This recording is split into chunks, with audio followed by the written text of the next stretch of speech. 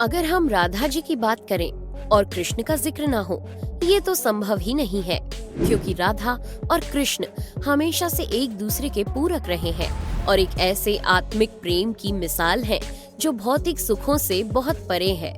यूं तो राधा कृष्ण का प्रेम अनादिकाल से चला आ रहा है, पर द्वापर युग में जब भगवान नारायण ने कृष्ण रूपी अवतार लिया तो संसार को प्रेम का सही अर्थ समझाने के लिए कृष्ण की ही अंश राधा ने यमुना के निकट रावल ग्राम में वृषभान और कीर्ति के यहाँ राधा रूप में जन्म लिया और जन्म के साथ ही राधा और कृष्ण की प्रेम कहानी शुरू हो जाती है। मगर दोस्तों, ऐसी क्या घटनाएं और स्थिति बन जाती है कि राधा को कृष्ण के विरह का सामना करना पड़ता है और कृष्ण क्यों अपनी प्रिय बांसुरी को तोड़ देते हैं? इन सब सवालों के जवाब हम इस वीडियो में जानेंगे। दोस्तों, कहा जाता है कि राधा जन्म से अंधी थी और स्वर्ग लोक से ये वचन लेकर ही पृथ्वी लोक आई थी कि जब श्री कृष्ण की प्रथम दृष्टि उन पर पड़ेगी तभी वो संपूर्ण जगत को देखेंगी, अन्यथा नहीं। तो देखा आपने कैसे शुरुआत से ही दोनों एक दूसरे से जुड़े रहे हैं। बचपन से ही कृष्ण अपनी लीलाओं और बांसुरी की मधुर धुन से पूरे बरसाना वासियों का मन मोहित करते रहते हैं और राधा और कृष्ण तो 8 साल की उम्र से ही अपने प्रेम का आनंद लेने लगे थे। श्री कृष्ण को अपने जीवन में राधा और बांसुरी दो ही सबसे प्रिय थे, जो आपस में एक दूसरे से गहराई से जुड़े थे। जब भी श्री कृष्ण बांसुरी बजाते, राधा उनके पास दौड़ी चली आती और घंटों बांसुरी की धुन में मग्न रहती, जो उनके प्रेम को और बढ़ाता गया।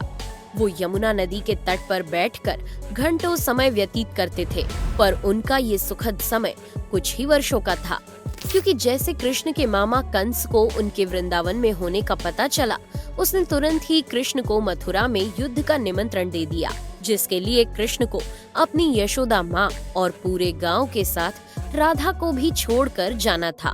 कृष्ण और राधा दोनों को पहले से पता था कि कृष्ण अब वृंदावन वापस कभी नहीं आ पाएंगे और बहुत समय तक एक दूसरे से मिल भी नहीं पाएंगे, तो इसलिए मथुरा जाने से पहले राधा ने कृष्ण से 2 वचन लिए।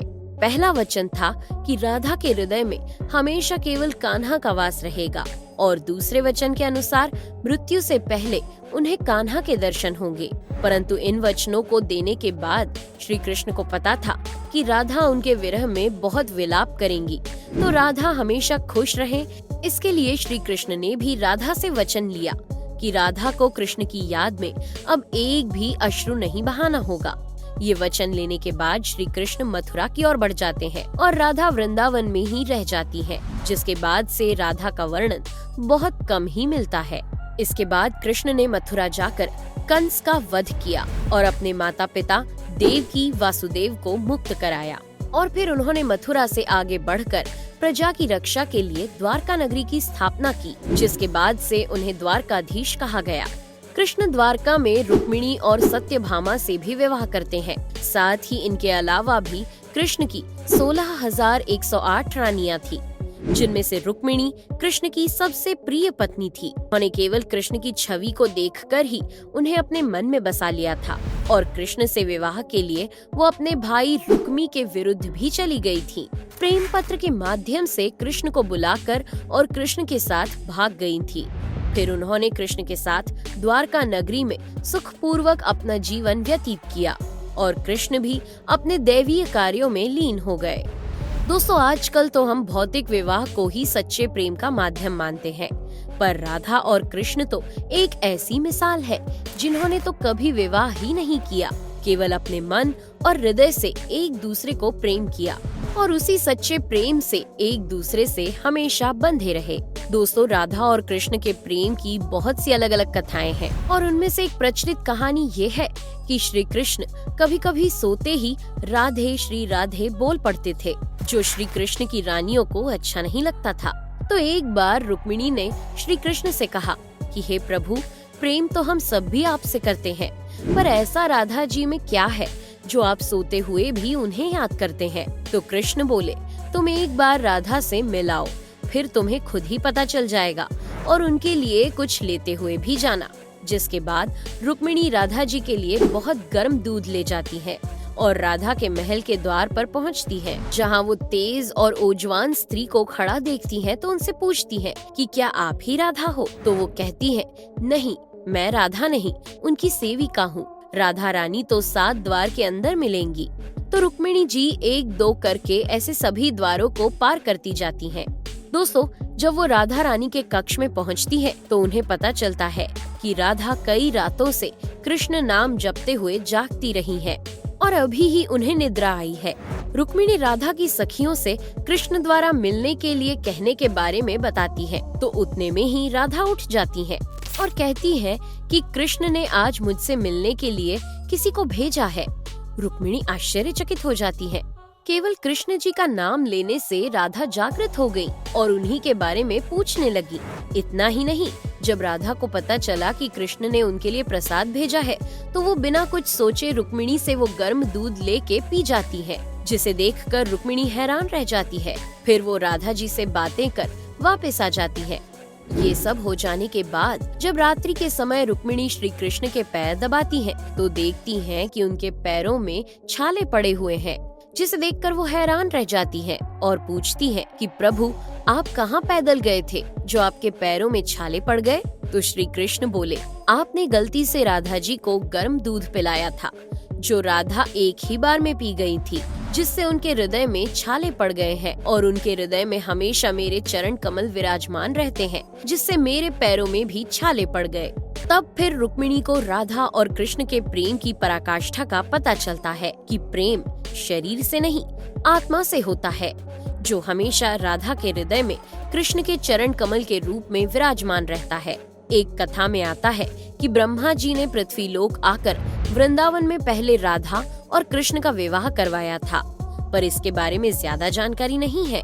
राधा भी वृंदावन में कृष्ण की भक्ति के साथ अपना जीवन व्यतीत करने लगती है और कहा जाता है कि यादव पुत्र अभिमन्यु या आयन से उनका विवाह भी हो जाता है। पर अभिमन्यु को महर्षि दधीची का श्राप था कि अगर वो राधा को छुएगा तो भस्म हो जाएगा। इस प्रकार राधा विवाह के पश्चात भी कृष्ण के प्रेम से स्वतंत्रता पूर्वक जुड़ी रहती है। बहुत वर्षों बाद जब राधा अपना वैवाहिक जीवन बहुत अच्छे से निभा लेती है, वो समस्त जिम्मेदारियों से मुक्त हो जाती है, तो फिर वो कृष्ण के पास द्वारका आती है। द्वारका पहुंचने के पश्चात राधा और कृष्ण आपस में मौन रहते हुए मन की अभिव्यक्तियों से घंटों एक दूसरे से बातें करते रहे। कृष्ण के अलावा द्वारका में राधा को कोई पहचान भी नहीं पाया। फिर राधा कृष्ण के महल में निवास करने लगी और कृष्ण ने भी उन्हें महल में देविका के रूप में नियुक्त किया, जिससे राधा महल में काम करने के साथ साथ समय मिलने पर कृष्ण की भक्ति और उनसे प्रेम पूर्वक बातें कर सकती थी।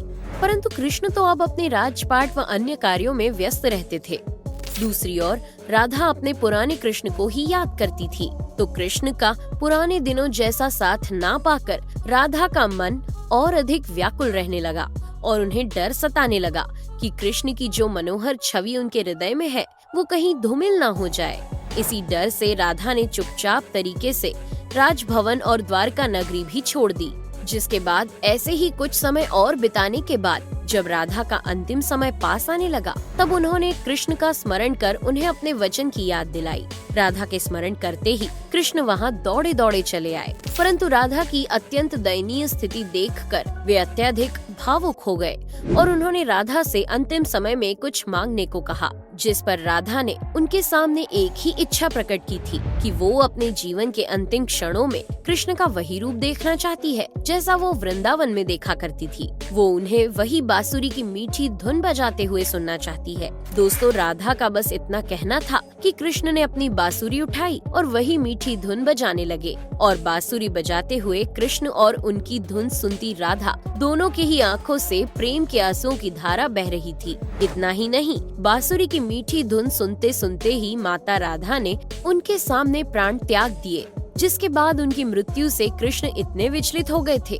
कि उन्होंने अपनी प्रिय बांसुरी को वहीं तोड़कर फेंक दिया था। तो ऐसे राधा की मृत्यु के साथ ही कृष्ण ने बांसुरी से भी हमेशा के लिए मुख मोड़ लिया। क्योंकि बांसुरी और राधा का एक अद्भुत रिश्ता था। इसलिए राधा की मृत्यु के पश्चात कृष्ण ने अपने शेष जीवन में बांसुरी तो क्या किसी अन्य वाद्य यंत्र को हाथ भी नहीं लगाया। दोस्तों, राधा और कृष्ण की प्रेम कहानी के लिए कहा भी जाता है, एक प्राण दो देही, राधा संग स्नेही, जिनके शरीर बस अलग थे और आत्मा एक ही थी। तो दोस्तों, कैसा लगा आपको हमारा आज का ये वीडियो, हमें कमेंट करके जरूर बताइए और जाते जाते चैनल को सब्सक्राइब जरूर कर दीजिएगा। Thanks for watching.